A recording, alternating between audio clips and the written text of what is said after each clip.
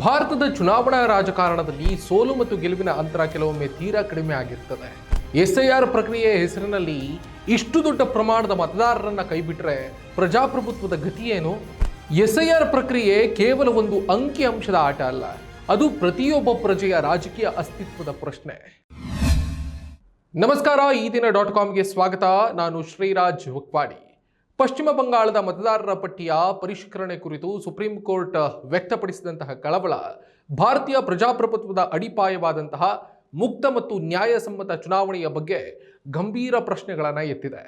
ಭಾರತದ ಚುನಾವಣಾ ರಾಜಕಾರಣದಲ್ಲಿ ಸೋಲು ಮತ್ತು ಗೆಲುವಿನ ಅಂತರ ಕೆಲವೊಮ್ಮೆ ತೀರಾ ಕಡಿಮೆ ಆಗಿರ್ತದೆ.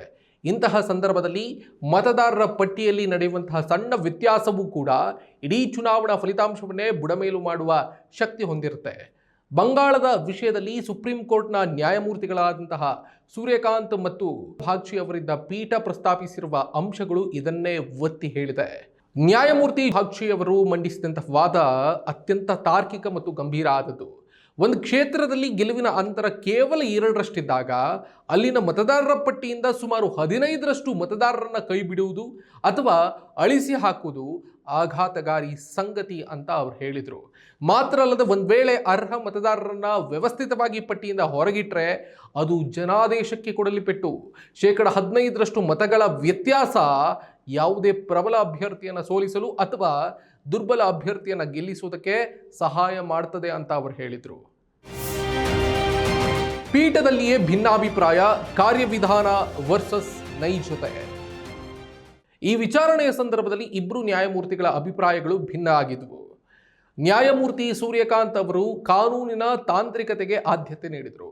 ಇದು ನಮ್ಮ ವ್ಯಾಪ್ತಿಗೆ ಬರೋದಿಲ್ಲ, ಸಂಬಂಧಪಟ್ಟ ನ್ಯಾಯಮಂಡಳಿಗೆ ಅಪೀಲು ಹೋಗಿ ಅನ್ನುವ ನಿಲುವನ್ನು ವ್ಯಕ್ತಪಡಿಸಿದರು. ಅಂದರೆ ನ್ಯಾಯಾಂಗ ನೇರವಾಗಿ ಚುನಾವಣಾ ಪ್ರಕ್ರಿಯೆಯ ಆಡಳಿತಾತ್ಮಕ ವಿಚಾರಗಳಲ್ಲಿ ಹಸ್ತಕ್ಷೇಪ ಮಾಡಬಾರದು ಎನ್ನುವುದು ಅವರ ವಾದ ಆಗಿತ್ತು. ಬಾಗ್ಚಿಯವರು ಅಂಕಿಅಂಶಗಳ ಹಿಂದಿರುವಂತಹ ಅಪಾಯವನ್ನು ಒತ್ತಿ ಹೇಳಿದರು. ಎಸ್ಐಆರ್ ಪ್ರಕ್ರಿಯೆಯ ಹೆಸರಿನಲ್ಲಿ ಇಷ್ಟು ದೊಡ್ಡ ಪ್ರಮಾಣದ ಮತದಾರರನ್ನ ಕೈಬಿಟ್ರೆ ಪ್ರಜಾಪ್ರಭುತ್ವದ ಗತಿ ಏನು ಅಂತ ಅವರು ಪ್ರಶ್ನಿಸಿದರು.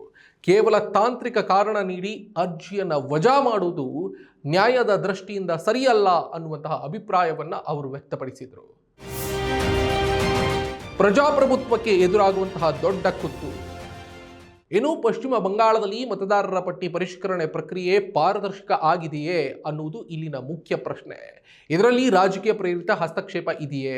ಕೈಬಿಟ್ಟ ಮತದಾರರಿಗೆ ತಮ್ಮ ಅಹವಾಲು ಸಲ್ಲಿಸುವುದಕ್ಕೆ ಸೂಕ್ತ ಅವಕಾಶವನ್ನು ನೀಡಲಾಗಿದೆ ಎನ್ನುವ ಪ್ರಶ್ನೆಗಳನ್ನು ಕೂಡ ಮೂಡಿಸಿದೆ. ಭಾರತದ ಸಂವಿಧಾನದ ವಿಧಿ 324ರ ಅಡಿಯಲ್ಲಿ ಚುನಾವಣಾ ಆಯೋಗ ಸ್ವತಂತ್ರವಾಗಿ ಕಾರ್ಯನಿರ್ವಹಿಸಬೇಕು. ಆದರೆ ಮತದಾರರ ಪಟ್ಟಿಯಲ್ಲಿನ ಇಂತಹ ಬೃಹತ್ ಪ್ರಮಾಣದ ವ್ಯತ್ಯಾಸಗಳು ಆಯೋಗದ ವಿಶ್ವಾಸಾರ್ಹತೆಯ ಮೇಲೆ ಪ್ರಶ್ನೆಗಳನ್ನು ಎತ್ತುತ್ತವೆ. ನ್ಯಾಯಾಲಯ ಮಧ್ಯಪ್ರವೇಶಿಸದೇ ಇದ್ದರೆ ಚುನಾವಣಾ ಅಕ್ರಮಗಳಿಗೆ ವ್ಯವಸ್ಥಿತವಾದಂತಹ ದಾರಿ ಮಾಡಿಕೊಟ್ಟಂತಾಗ್ತದೆ. ಇದು ಕೇವಲ ಒಂದು ರಾಜ್ಯಕ್ಕೆ ಸೀಮಿತ ಆದುದಲ್ಲ, ಇದು ಭಾರತದ ಚುನಾವಣಾ ವ್ಯವಸ್ಥೆಯಲ್ಲಿರುವಂತಹ ದೋಷಗಳನ್ನು ಎತ್ತಿ ತೋರಿಸ್ತಾ ಇದೆ.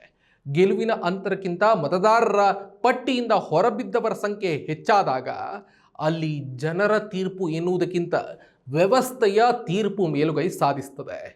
ನ್ಯಾಯಮೂರ್ತಿ ಬಾಗ್ಚಿ ಅವರು ಎತ್ತಿದ ಪ್ರಶ್ನೆಗಳು ಪ್ರಜಾಪ್ರಭುತ್ವದ ಜೀವಂತಿಕೆ ಪ್ರಶ್ನೆಗಳಾಗಿವೆ.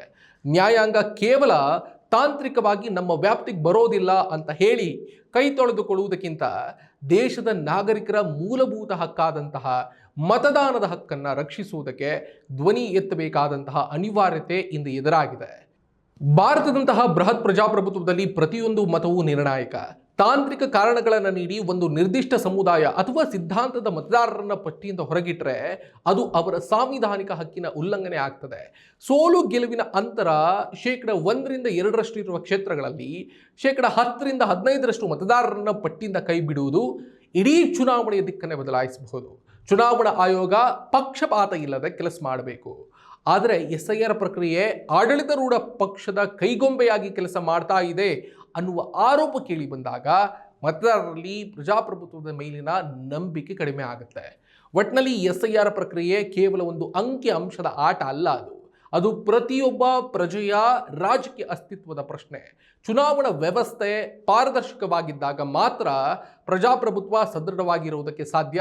ಮತದಾರರ ಪಟ್ಟಿಯ ಪರಿಷ್ಕರಣೆಯ ಹೆಸರಿನಲ್ಲಿ ಮತದಾರರನ್ನೇ ಇಲ್ಲದಂತೆ ಮಾಡುವುದು ಪ್ರಜಾಪ್ರಭುತ್ವಕ್ಕೆ ಒದಗುವ ದೊಡ್ಡ ಕುತ್ತು ಎನ್ನುವುದರಲ್ಲಿ ಅನುಮಾನ ಇಲ್ಲ.